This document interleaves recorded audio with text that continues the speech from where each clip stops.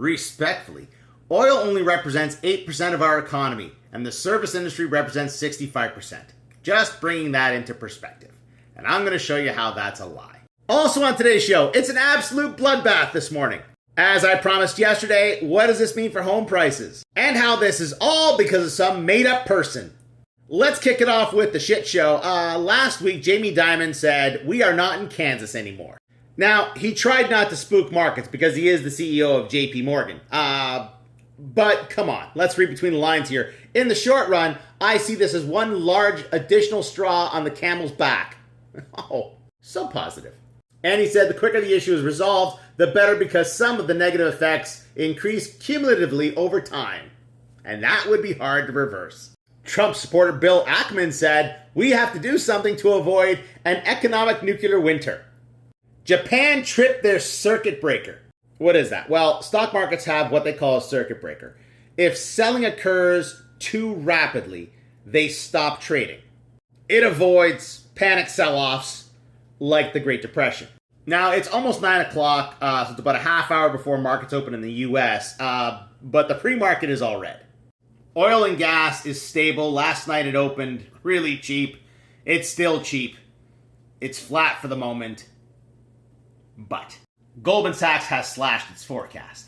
Now, this is for next year. This is their forecast for next year, but still, it does not bode well. They're seeing $58 for Brent crude and $55 for West Texas Intermediate. How low will Canadian oil fall? We shall see. As of 6 hours ago, everything is red. This is from oilprice.com, and there's all the Canadian prices. Now, let's go back to that comment at the beginning of the video, how oil is really no big deal to our economy. This is the average price of Brent crude from 1976 to 2025.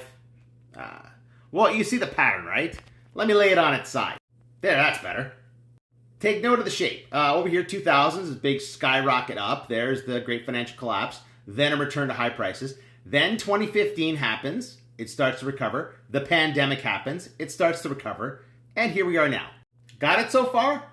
Let's check Canada's GDP, shall we? Wow, that's a familiar shape. GDP, oil prices. GDP, oil prices. Now, if you go digging into it, it will say over and over again that the oil industry is not that large of a contributor to our economy. It does say that. But pictures don't lie. All right, yesterday I said this was going to affect home prices. It will affect home prices. What's going on? Well, this will scare the shit out of most people. It'll pull them out of the market. So sellers will have to discount their homes to get them moving. Builders will stop building. Why? Right now, there are homes on builder inventories that you could buy at cost, and the market prices are going to go down. Let's go back to the late 80s and the dot-com bubble. This is residential property prices from the US Fed. This is the market prices, but they're indexed, which is why it's small numbers. It makes it easier to explain. So the index fell from 45.6 to 41.3. So almost a 10% drop. Great financial collapse, similar story.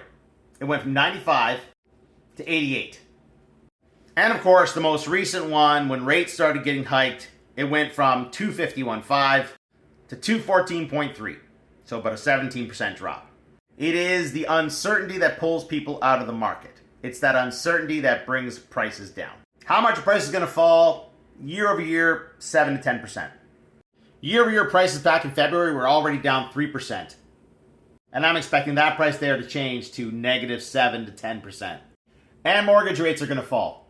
Yes, if you have a stable income through all this, and you were hoping to buy a house, this is your year. Alright, why is all of this happening? Whose idea was this? This guy, Peter Navarro, counselor to the President of the United States. Now, he has quoted renowned economist Ron Vara over and over and over again, saying that, yeah, tariffs are totally the way to go. This will bring prosperity to the U.S. Except there is no Ron Vara. He totally made that shit up. And then, as Ron Vara, he wrote up a memo and circulated it, saying the U.S. would ride the tariffs to victory. The only problem is, all the evidence suggests that tariffs will destroy the United States. That's what happened last time. That would destroy the world's economy. And that's what happened last time. We're not in Kansas anymore. Economic nuclear winter. Are we winning yet?